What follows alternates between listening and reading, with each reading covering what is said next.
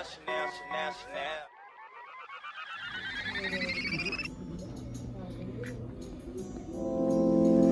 not good enough for me since I've been with you.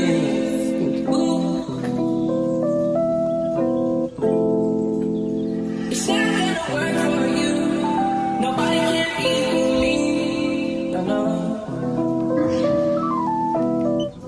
I'm gonna sip on the strength when I'm fucked up. I should've known how to. I'm gonna catch the rhythm while she push up against me. Oh, when she tipsy. I had enough cover for 24. I picked you from across the room. Pretty little body dancing like Coco. And you are unforgettable. I need to get you alone. Why not? A fucking good time, never married nobody. I got a little drink, but it's not Bacardi. If you love me, girl, then I'm so, so sorry. I gotta give it to you like we in a match. Like we in a hurry.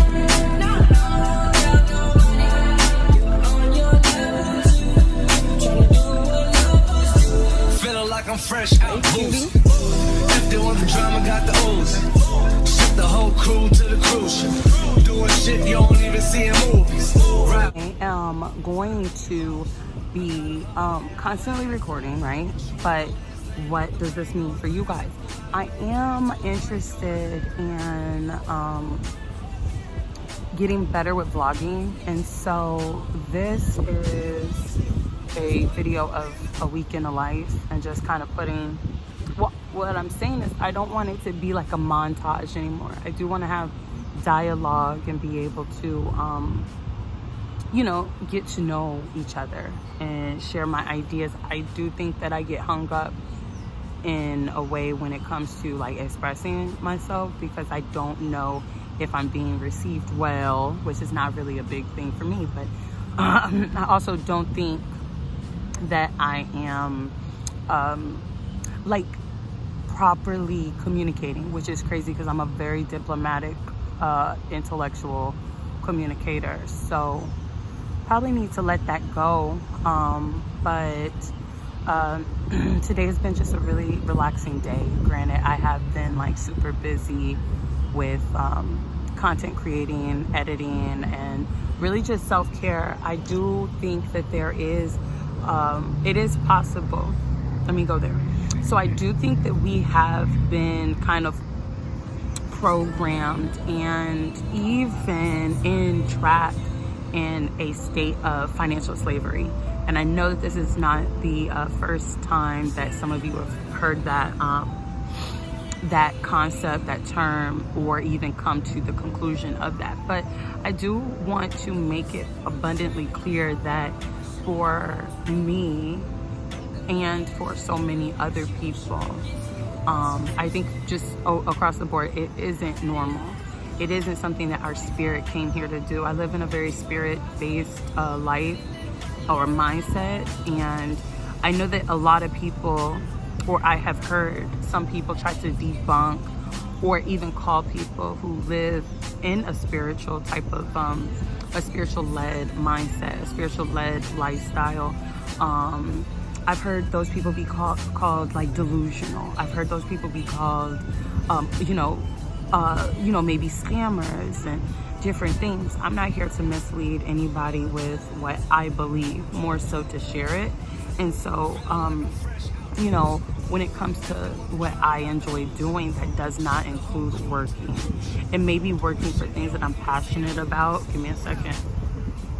I do not want this to irritate me when I'm editing. I'm like, why didn't you do that? Why you didn't fix it? Because I will.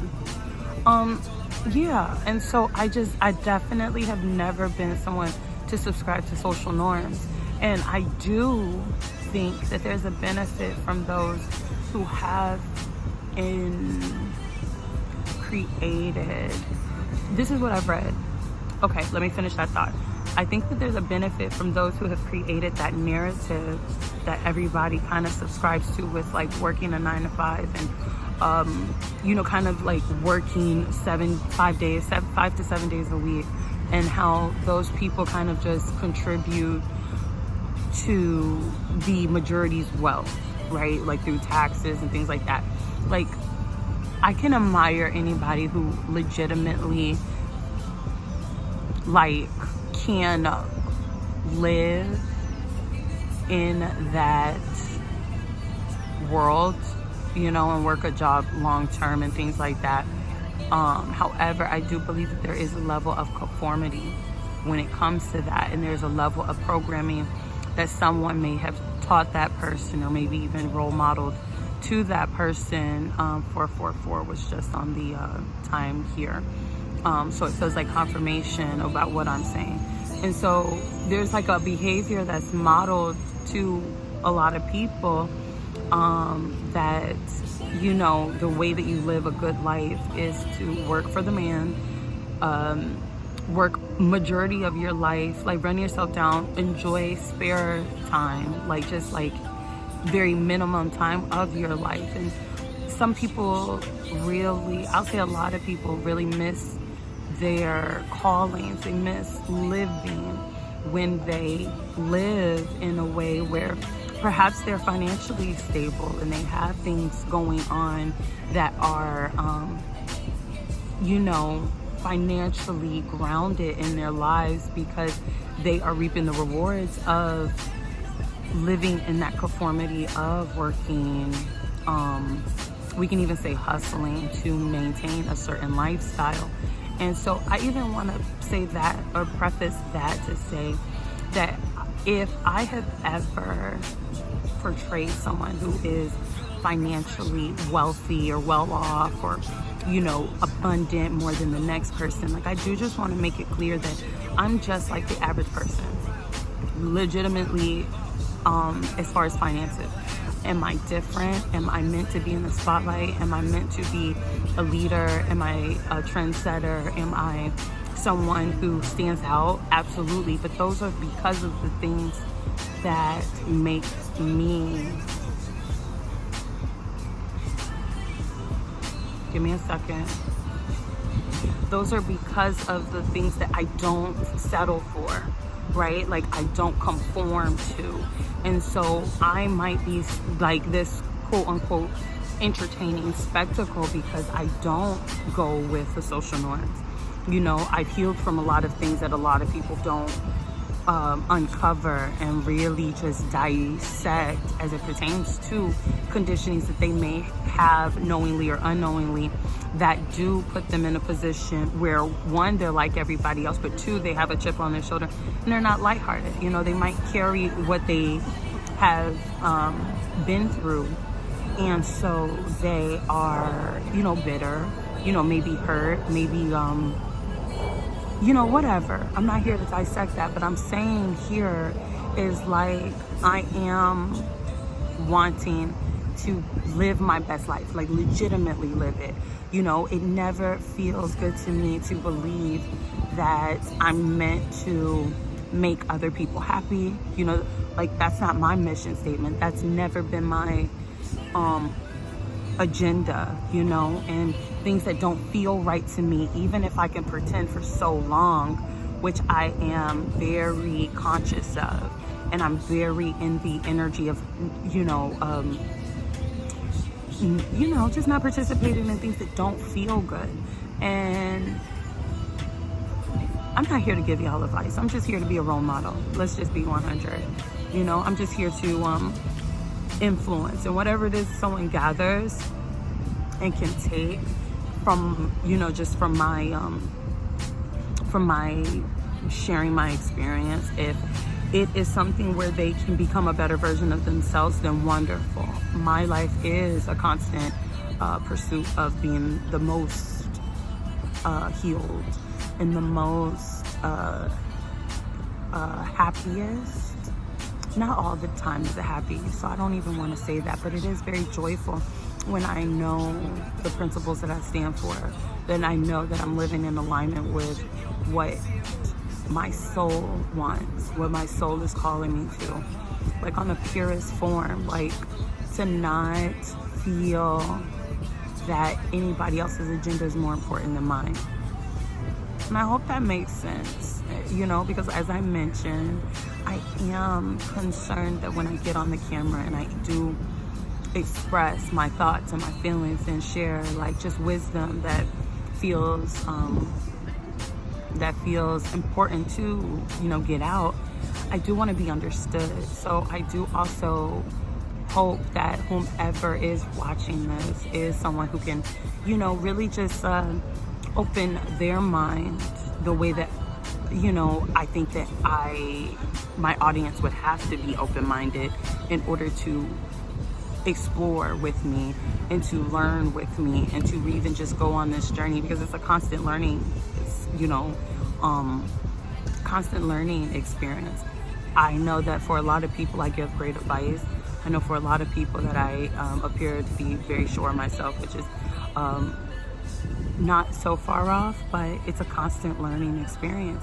And with that being said, while I am a very jovial person and optimistic, that doesn't always mean that I am always the happiest version of myself. You know what I mean? There's a lot of times where I don't want to talk.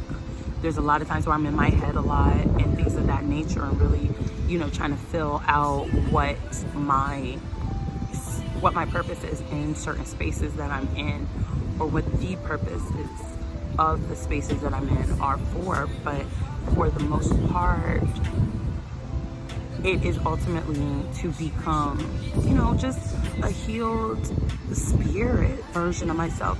And I think that that comes from living different lives in the past. If you believe it or not, I'm not here to preach to you or convert anybody.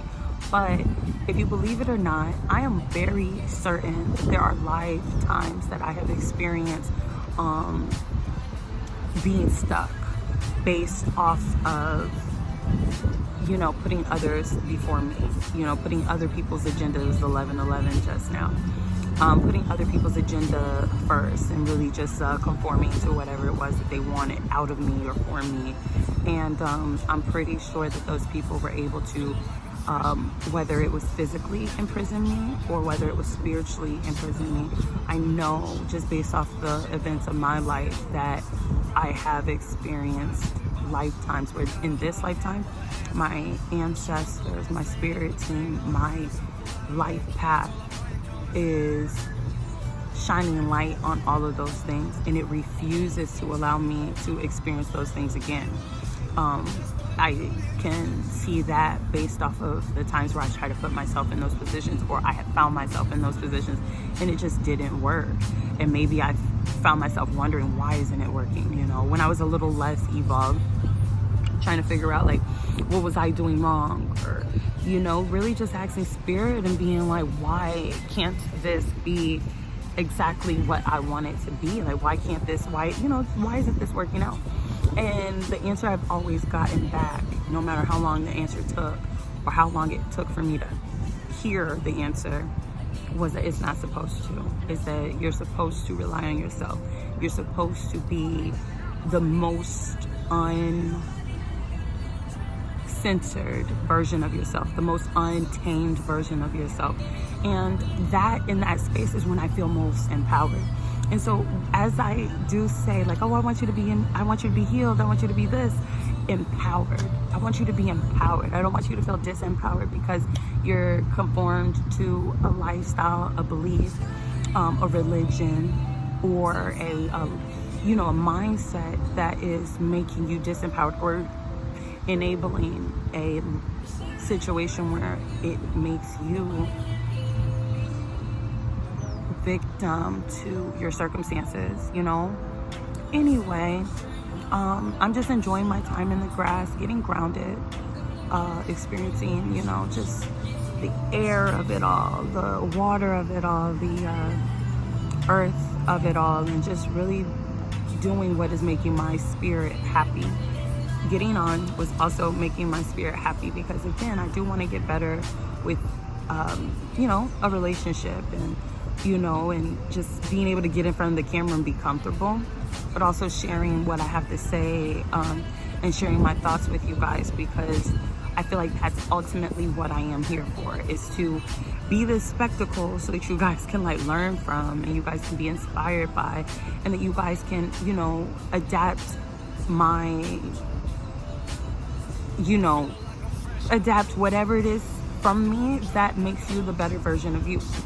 And so, and then that doesn't mean that you have to be exactly who I am. That doesn't mean you have to do exactly what I'm doing. That just means that you have to do and find what your spirit is calling to do, what your spirit is calling you to find. Another thing I want to talk about, right? This is so cute. All right, so during this video, you have seen me, or during my day out, I went and I treated myself to a movie, and I saw Puss in Boots, The Last Wish. And so that was a really beautiful movie. I love animated movies. Was very disappointed in the language of the movie. Like there was a large part of the or large parts of the movie where they were bleeping out words that the characters were saying, and I just feel like kids should be kids. And I love that there was only adults there. Obviously it was a school day, but it was only adults there, and we enjoy that type of stuff, you know what I mean? And so yeah, I guess the writers could have been like, oh well, this is for the adults in the crowd, you know, which is cute. But when I'm going to watch a kid movie, I want to be feeling like a kid. I don't want to feel like I am, you know, I don't want to feel like the characters are trying to relate to me. I want them to feel like they're relating to a kid because it's a kid movie. And so I was disappointed in that, because I just feel like it's another way of programming kids to not be kids, to not enjoy where they currently are in their life, instead of, enjoying where they are by having movies, media that celebrates childhood, and not, oh, well, I can't cuss because if I cuss, my mom's gonna spaz, or parents are gonna spaz, or that, it's just inappropriate. And I hope that I explained that properly. So that was a little distasteful. Moral of the story is, so I am currently wearing a shirt that says Legend, and I'll show you right here or in this next clip. And I just threw my outfit on, like nothing too crazy, although I did try to put it on, obviously. But anyway, I say all that to say that in the movie, and I hope this isn't a spoiler, but Puss was trying to, I think that one of the main parts of the movie is that Puss was trying to maintain his legendary status. He's the cat of legends, the Gatho of legends, and things like that, right. And so legend came up multiple times. And early in the movie, there was a time where he was outcast because he just refused to fit in. He was in a situation where he was kind of, put into outside of his control, and there was other cats where he was, that were conforming to their, habitat. And in the movie, they were hissing at him and just kind of being very clear that he was different from them, and that they were just like, what are you doing? And so I just felt very connected in that way. And I really feel like I'd love to get into a deep dive as to what the metaphor was. And there was another option of a movie that I could have watched that started a little bit before Puss in Boots, but ultimately Puss in Boots is what I ended up going to see. And so I just wonder what the message is, the connection is to the legend, and what in the way the movie ended. Let me just think. He remained, what happened? He remained true to the life that he had currently. He wasn't trying to maintain a level of legendary. He said he was legendary, and he moved forward against the antagonist, letting him know, like, if you want to go at it with me, the version I am now. I'm not afraid of you, and I'm willing to face you right here, right now, regardless of the cost, because the cost was his life.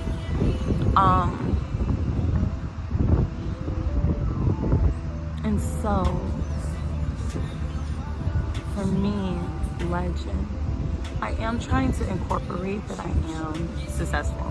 Whatever goals and aspirations I have, they are, valid, we'll say. They may conflict with my message earlier that, the financial slave race, like, you know. But again, I'll say this, if you are already a legend, do you need to chase that? Do you need to pursue that any harder than just being, you know?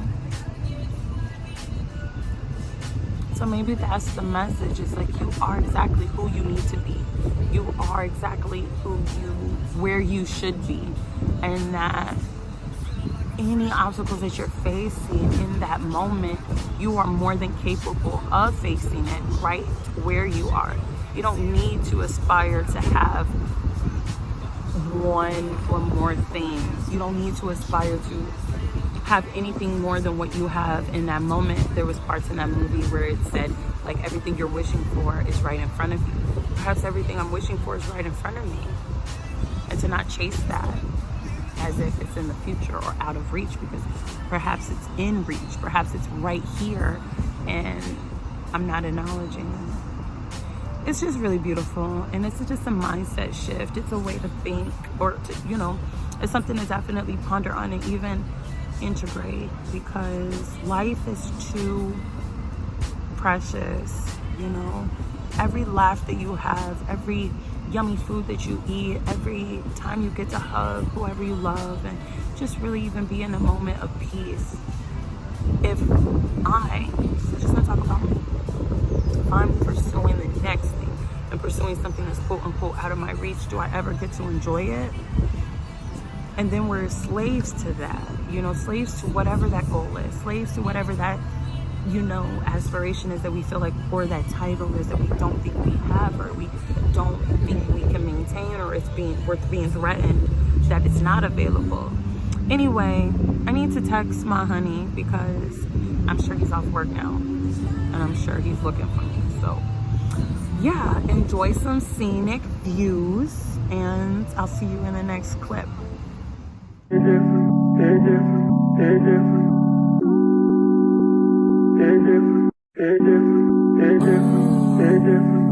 I'm so cozy.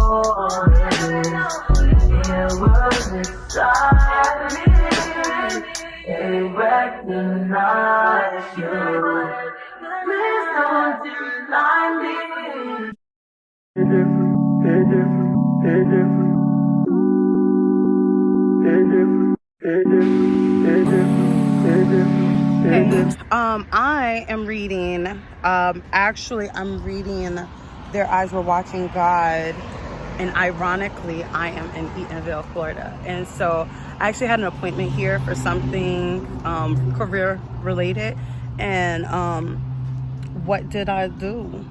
I have time before my transportation gets here, so I was thinking, oh my gosh, this is an amazing time and an opportune time to get some reading going on, because I was supposed to be reading at the place I was yesterday when I got on and talked to you guys, but that was like the last thing I wanted to do, on top of the fact that then we had chopped it up, so it was not giving to get to read, right? But I do have about 30 minutes, or had originally 30 minutes. And so in this space, I am reading my book. I am going to get a little more footage for you guys, and then we will see what's going on tomorrow. All right.